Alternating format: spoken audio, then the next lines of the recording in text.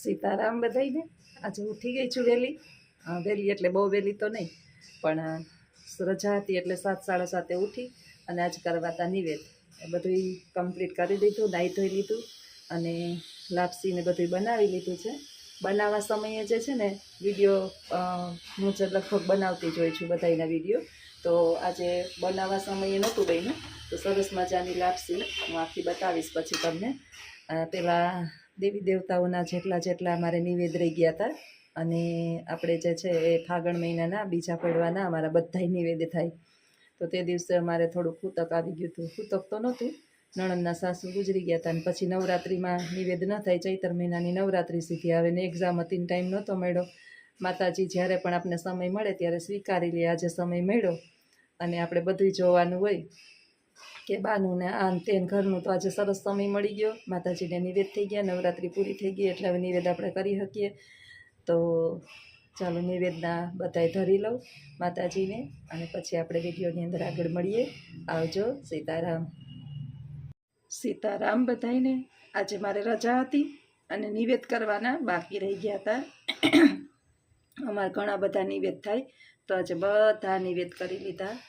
આ ચામુંડામાંની લાપસી થાય અમારે, પછી દાદા વીર વાછરા દાદાની લાપસી થાય, આ નાગબાઈમાંના ચોખા થાય, આ હુરા આપણે અમારા કળદેવના ચોખા થાય, આ અમારા લીરબાઈમાં છે એની ખીર થાય, પછી વિંજવાહણમાંની ખીર થાય. આ બધાય દેવી દેવતાઓના હુરાપુરાના આપણે પાણીયારીએ જવારીએ એટલે ત્યાં જવારી દીધા છે.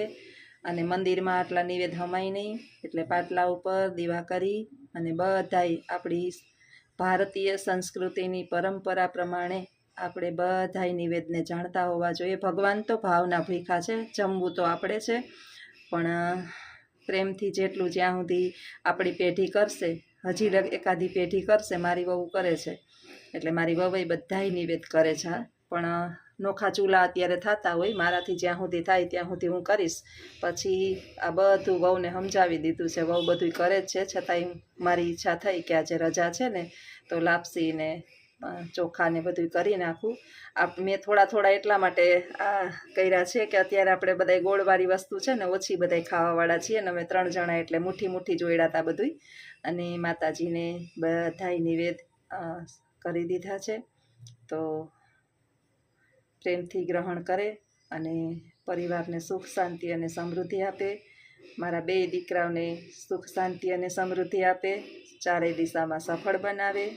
આપણે તો આપણી પેઢી જે આપણા બાપ દાદાઓ જેમ કરતા હોય ને આપણે કીધું એમ કરીએ, છતાંય આપણી ભૂલચૂક થાય તો માતાજી આપણા માતા પિતા છે એ આપણે માફ કરે એવી દરેક વખતે નિવેદ કરતી વખતે આપણે પ્રાર્થના કરીએ. તો આ રીતે અમારા નિવેદ થાય છે. સીતારામ બધાયને. આજ નિવેદ કર્યા ને તો માતાજીને ધરી અને પછી આજ પહેલી વખત માતાજીને પહેલાં ધર્યા અને પછી આ માતાજીને અર્પણ કર્યા. જો મસ્ત ગોળ ઘી અને ભાત ચોખા હા વાંધો નહીં. નીચે વાટકો છે ને એટલે વાંધો નહીં આવે. બાને બહુ ભાવે ગોળ ઘી, હારીપટ દેશી ગોળ, દેશી ગાયનું ઘી. ગાયનું ઘી છે ને મારે મહિને 1.5-2 કિલો ઘી થઈ જાય ઘરે ને ઘરે. ગાયનું ચોખ્ખું દૂધ લઈએ ને 2 લીટર એટલે ઘી ચોખ્ખું થાય. આજે પાછું લગભગ કિલો જેટલું થાય. બહુ મજા પડી ગઈ એને આજ તો ખાવાની. આ ખાઈ પહે ને પછી થોડીક જ લાપસી આપીશ. લાપસી બહુ અત્યારે છે ને એને ન અપાય પેટમાં. વધારે લાપસી ભાવે બાને બહુ, પણ માપમાં ખવાઈ જાય. પછી ટેસ્ટથી આરોગ્ય છો. પહેલો ભોગ માતાજીને આજે પહેલી વખત ધર્યો અને બીજો ભોગ જે છે એ આ માતાજીને ધર્યો. નિવેદ આપણે થાય એટલે પહેલાં માતાજીને નિવેદ ધરવા પડે. ઘણા બધા નિવેદ અમારે થાય. ચૈત્ર મહિનામાં, ફાગણ મહિનામાં થાય હોળીના નિવેદ, પણ આ વખતે રહી ગયા હતા પરીક્ષાયું નાન તેન એટલે હવે અમે ઘરે નિવેદ કરી લઈએ. નાળિયેર વધારવા અમે સોઢાણા જઈએ, અમારા દેવ સોઢાણે છે એટલે નાળિયેર ત્યાં વધારી આવીએ અને નિવેદ ઘણા બધા થાય એટલે ઘરે કરી લઈએ જ્યારે આપણે સમય મળે. હવે તો ઓલા કહીએ ને કે બધાય સગવડિયા ધર્મ થઈ ગયા છે, માતાજી હવે માફ કરી દે. બીજું હું, જ્યારે ટાઈમ મળે ત્યારે વરસની અંદર આપણે ક્યારેક આનંદ થાય ત્યારે નિવેદ કરું. મને મજા આવે કે આજે મારે કરવા જ નિવેદ ત્યારે કરું, પણ વરસમાં એક વખત આ નિવેદ તો આપણે કરવા જ પડે. એટલે બસ જો બાને મસ્ત જમાડી દઈએ પછી દઈ દઈશ થોડીક લાપસી, અને પછી અમારી યારે જમશે ને ત્યારે એને ખાવું છે તો શાક ને રોટલી કે મગ ભાત કે કંઈક ખાહે. ચાલો આવજો બધાય. સીતારામ. સીતારામ બધાયને. આપણે ગમે એટલા ભણી ગણીને શિક્ષિત થઈ જઈએ, ગમે એટલા આગળ વધી જઈએ, અથવા તો ગમે એટલી આપણી પાસે ધન દોલત આવી જાય, પરંતુ જમીન ઉપર પગ મૂકવાનું ભૂલવું જોઈએ નહીં. આપણા સંસ્કૃતિને ભૂલવી જોઈએ નહીં. આપણે પૂર્વજોએ આપણે ભણાવેલા પાઠ ભૂલવા જોઈએ નહીં. કહેવાય છે કે વિજ્ઞાન ગમે એટલું આગળ વધે, પરંતુ ઈશ્વરથી મોટું ક્યારેય થઈ જ ન શકે, અને એ ઈશ્વર છે, અને એના આપણે ભાગ કાઢવાનો ભૂલવું જોઈએ નહીં. મારા સાસુ જે છે ને, હું પરણીને આવી ને એટલે મને એને કીધું હતું કે હવેથી બધા નિવેદ ને બધું તારે કરવાનું. એટલે લગભગ 16-17 વર્ષથી આ બધું મેં સંભાળી લીધું હતું. અમારા દેવી દેવતાઓના જે નૈવેદ્ય થાય એ બધા નૈવેદ્ય અમે ફાગણ મહિનાની અંદર કરીએ. હોળીના બીજા પડવે, પહેલો પડવો નહીં, બીજો પડવો આવે ત્યારે, તો ધૂળેટીને દિવસે નહીં પણ બીજા દિવસે. તો બાને જટેશથી જમે છે, અને હું એની બાજુમાં બેસી ગઈ છું. આજે વાટકાની અંદર કાંઈ ઢોળાય એવું છે નહીં, ખોળામાં ચમચી રાખી દીધી છે, અને એને આનંદ આવે છે સરસ મજાનું ગળ્યું ગળ્યું ખાવાની.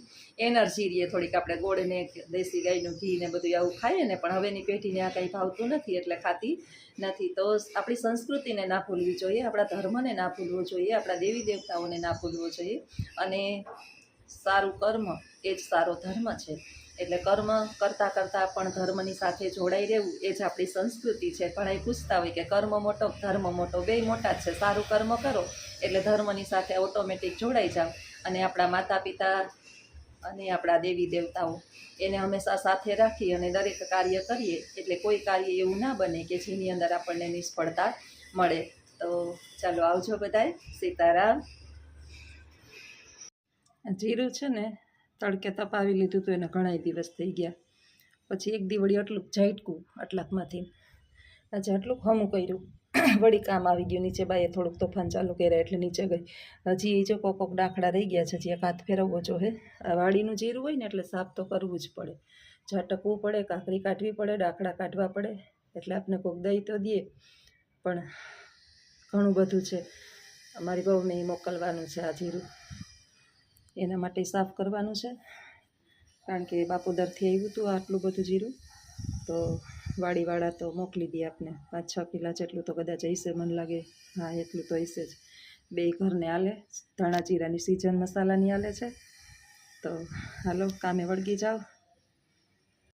બેસી ગઈ છું ઉપર. નીચે તો બહામું ન કરવા દે. ઉપર કોચ છે ને, અમારા 2 રૂમની આગળ મોટો બધો કોચ છે, એટલે કોચની અંદર બેસી ગઈ. રૂમ કરી દઈ બંધ, એટલે ઝાટકીએ તો એવું ડેડી ઘરની અંદર. આપણે તો બધી ચિંતા આજે 60 લગે કરું તો ઝટકાઈ જાય, તો પછી એક દિવસ થાળીમાં લઈ લઈને જોઈ રહું. પછી તપાવીને પાછું એક બેન કહેતા હતા કે શેકી નાખાય, નહીંતર હું તો છે ને ઓલું આપણે શું કહેવાય, ખાદી ભંડારની અંદર આયુર્વેદિક ગોળી આવે છે જીરાની અંદર ને આપણે કઠોળની અંદર ને નાખવાની.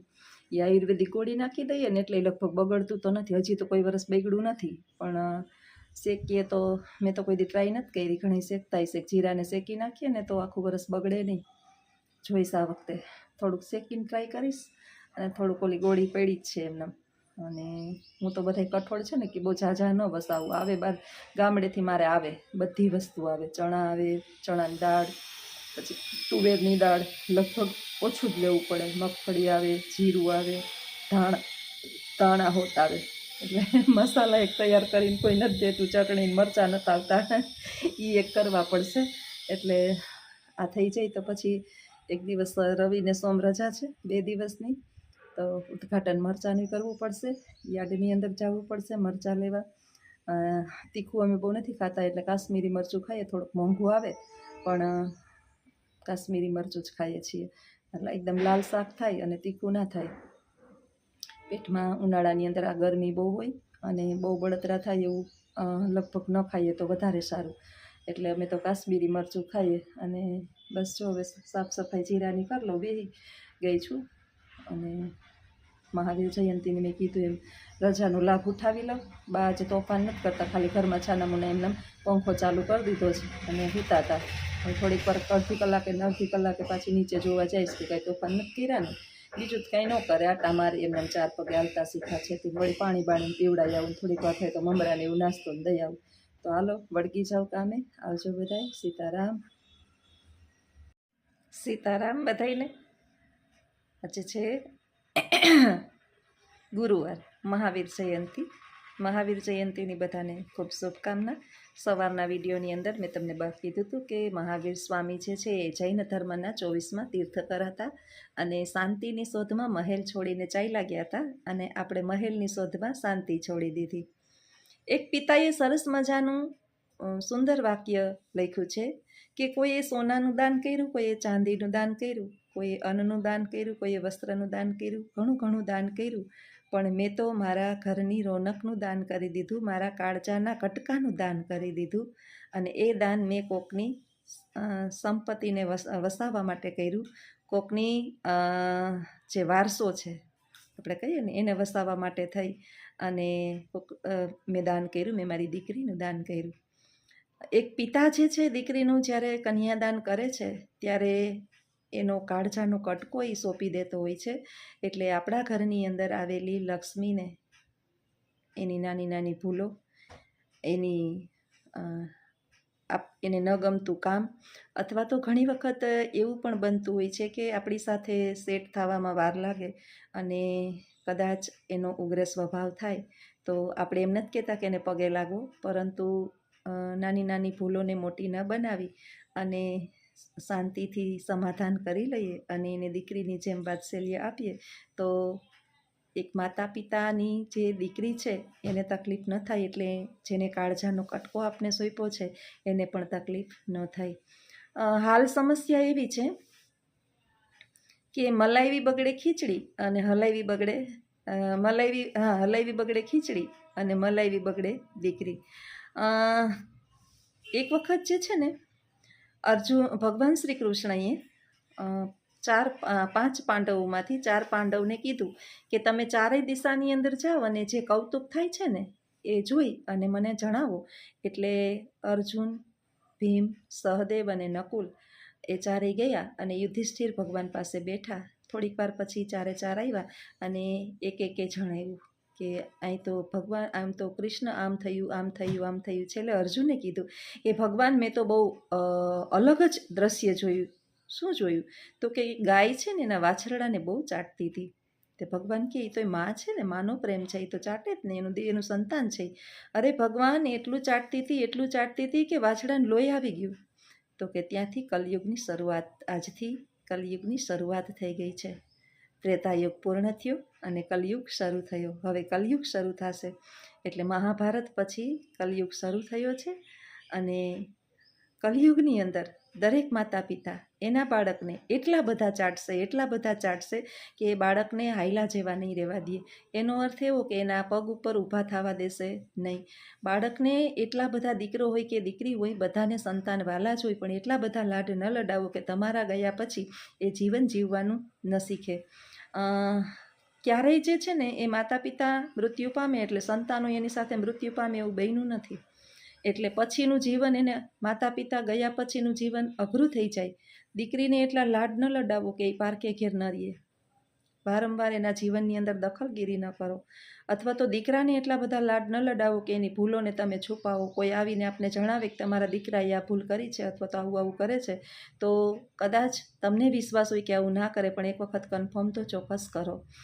જરૂરથી વધારે લાડ જે છે ને એ એના માટે ખરેખર નુકસાનકારક છે.